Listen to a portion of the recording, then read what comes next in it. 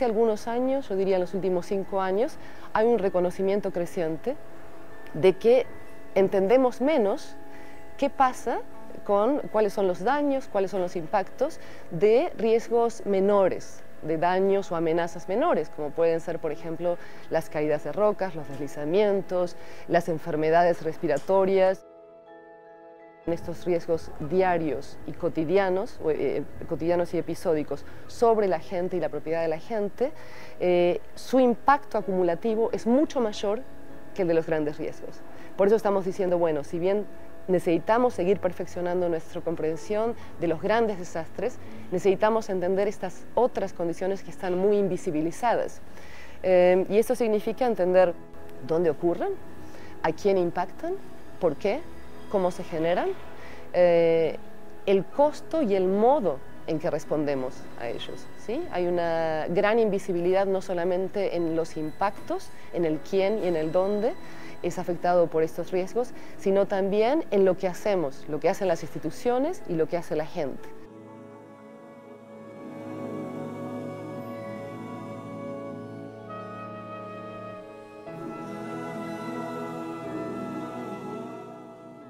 ¿Sí? Los riesgos tienen dos componentes fundamentales, lo que viene a ser las amenazas o peligros, ¿sí? Y lo que vienen a ser las vulnerabilidades.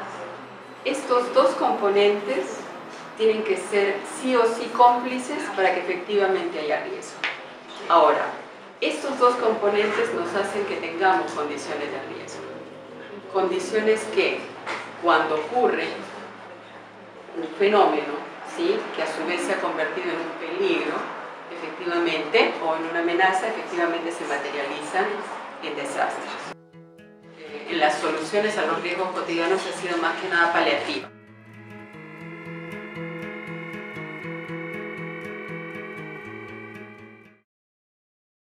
Nosotros hablamos de trampas de riesgo que van sumando, ¿sí?, van sumando efectos a los cuales diferentes tipos de intervenciones no pueden interrumpir.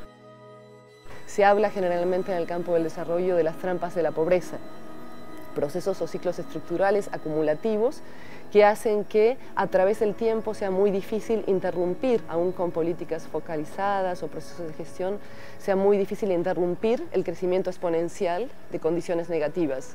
En este caso decimos, bueno, ocurre lo mismo con las trampas del riesgo. Ciudades como Lima, como muchas otras ciudades, están urbanizándose, están cambiando en condiciones de urbanización en riesgo y están cambiando, encerrando su destino en trampas de riesgo.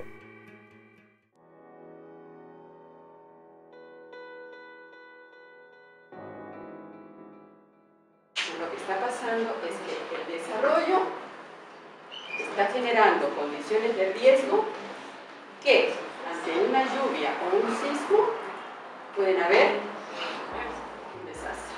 El problema es que no nos hemos ubicado, no hemos hecho desarrollo coherente y compatible con el territorio y con sus condiciones. Tenemos que volver a hablar del desarrollo y cómo hacer desarrollo en condiciones y en países y en poblaciones, en ciudades y comunidades que presentan altas condiciones de riesgo.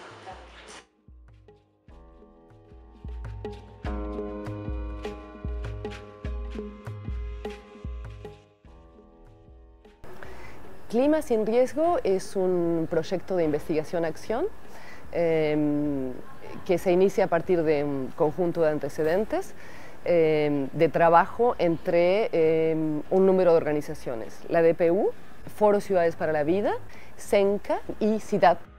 Clima sin Riesgo, como proyecto de investigación-acción, tiene dos objetivos centrales.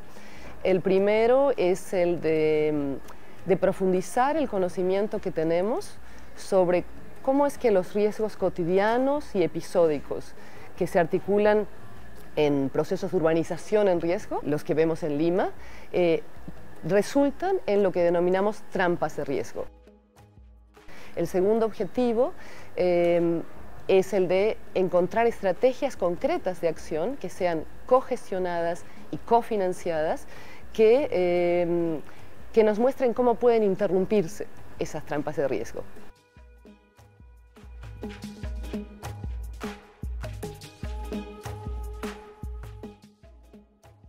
Es la segunda ciudad más estática del mundo, cuando hablamos de grandes metrópolis después de Cairo, o sea, es una ciudad que vive, se urbaniza, se articula en condiciones extremas, ¿no? En la necesidad de tener un diálogo muy claro y muy de largo plazo y muy previsor con su infraestructura ecológica.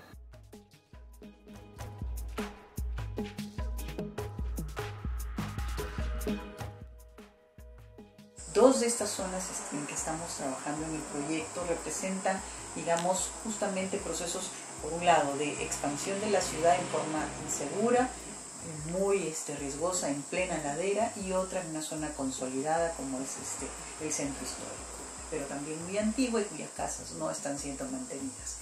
En ambos casos, los dos procesos son representativos de lo que puede estar sucediendo en una serie de zonas de la ciudad.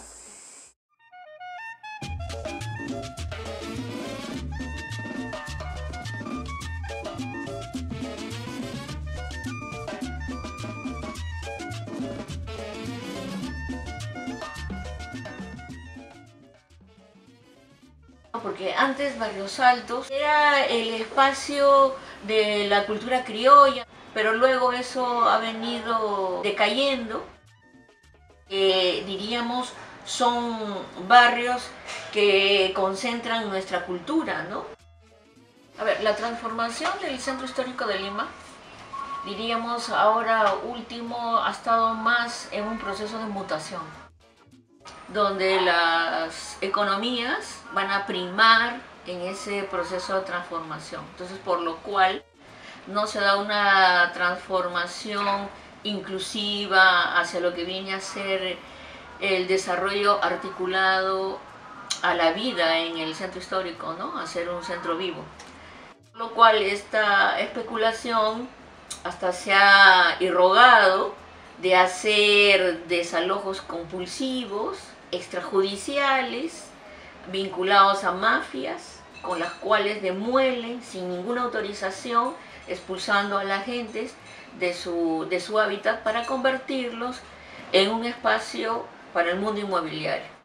Este problema de ser relegado, ¿no? Urbanísticamente ha agudizado lo que es la tuburización.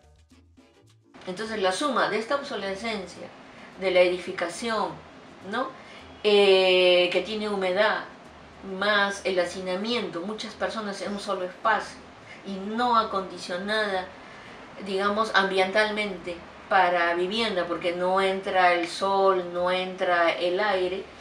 Más encima, en una situación de empobrecimiento, que no se alimentan mal, ha hecho de que tengan muchas enfermedades. Una de ellas es la tuberculosis.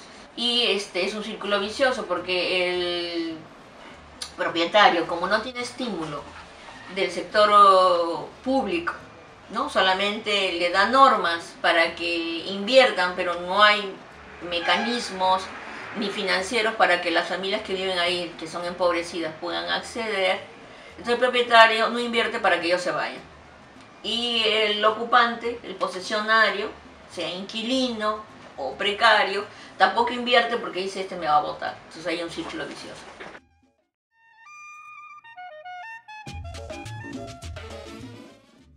Y la zona de nuestro trabajo, más específicamente, es la ampliación de José Carlos Mariate. Entonces, es una ampliación que va desde la zona plana, yendo a través de unas pequeñas quebradas que hay en el territorio.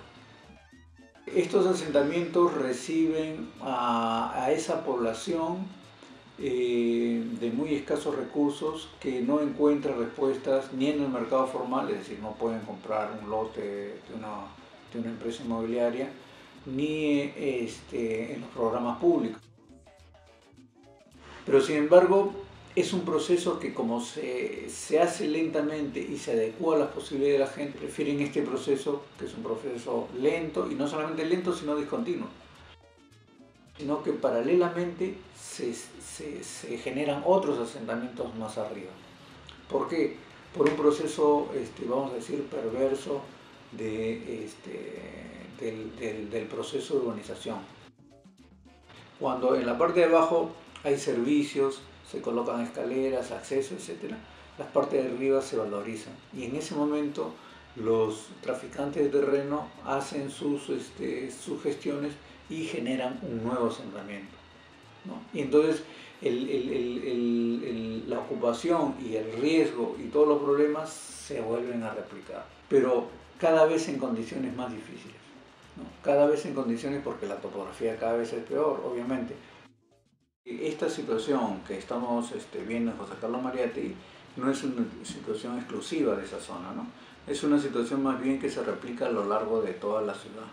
Y en ese sentido, el estudio que nosotros hagamos en José Carlos Mariátegui va a tener una importancia trascendental, porque nos va a permitir tener mayor referencia, mayores datos empíricos para poder abordar una problemática que es una problemática a nivel general, ¿no? Y tener un aporte mayor a todo el proceso de desarrollo de la ciudad.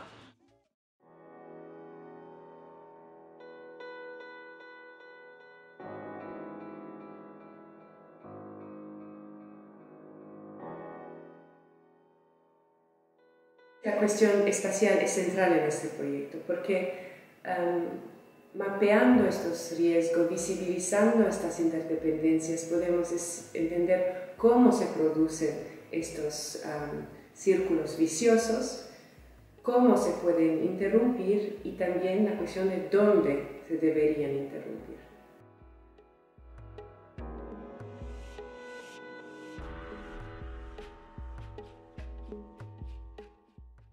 El segundo conjunto de resultados está vinculado al análisis en profundidad de estas inversiones que se hacen en el territorio y su evaluación. Entonces, lo que vamos a hacer es cuantificar con claridad cómo estas inversiones van generando estos territorios a lo largo del tiempo. Estamos construyendo líneas de tiempo en cada uno de los asentamientos que van mostrando también cómo estas inversiones se han dado en forma hormiga o acumulativa y con qué resultados. ¿Están gestionando el territorio de una manera que previene el riesgo y lo reduce o están gestionando el territorio de una manera que no porque sea deseado, no porque sea intencional, aumenta el riesgo exponencialmente aunque reduzca condiciones inmediatas?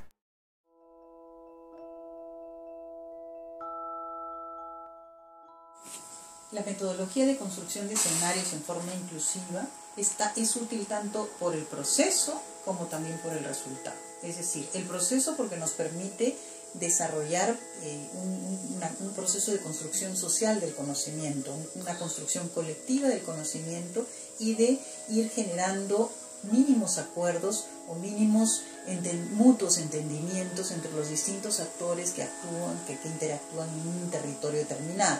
Pero además es útil porque nos está permitiendo visualizar los plausibles futuros a los cuales nos veríamos enfrentados si es que siguen las cosas como están y no cambiamos nuestra forma de actuar o de urbanizar o de construir, comenzamos a desarrollar acciones A, B o C, o simplemente desarrollamos procesos transformativos ya de urbanización y de construcción que generen otro tipo de ciudad. Dentro del proyecto hay un fondo importante para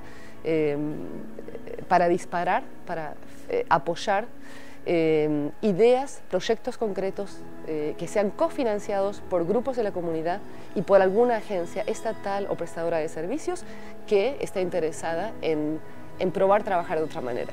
El tercer conjunto importante de lecciones aprendidas va a ocurrir, por un lado, por la fertilización que se va a producir a través de compartir experiencia de lo que están haciendo otras ciudades para trabajar en forma más estructural la interrupción de estas trampas de riesgo, y por otro lado, por el ensayo concreto, ¿sí? La puesta en marcha de entender si esta misma inversión que entendemos estamos haciendo la reorganizamos y la redirigimos a este otro tipo de actividades, ¿qué pasa? Y el proyecto plantea analizar esto a fondo y luego ahí volver a la escala ciudad, ver cómo nos ayuda este aprendizaje entonces a pensar cómo estos escenarios de interrupción y estas acciones y estrategias de interrupción de trampas de riesgo pueden proyectarse a nivel urbano, a nivel metropolitano.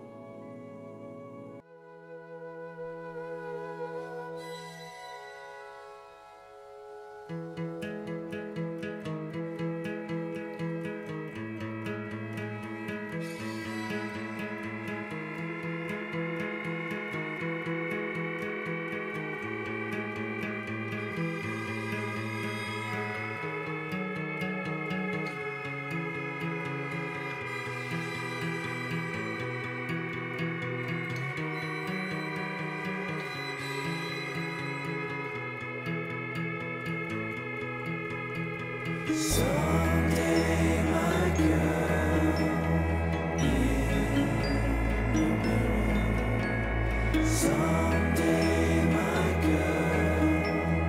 in the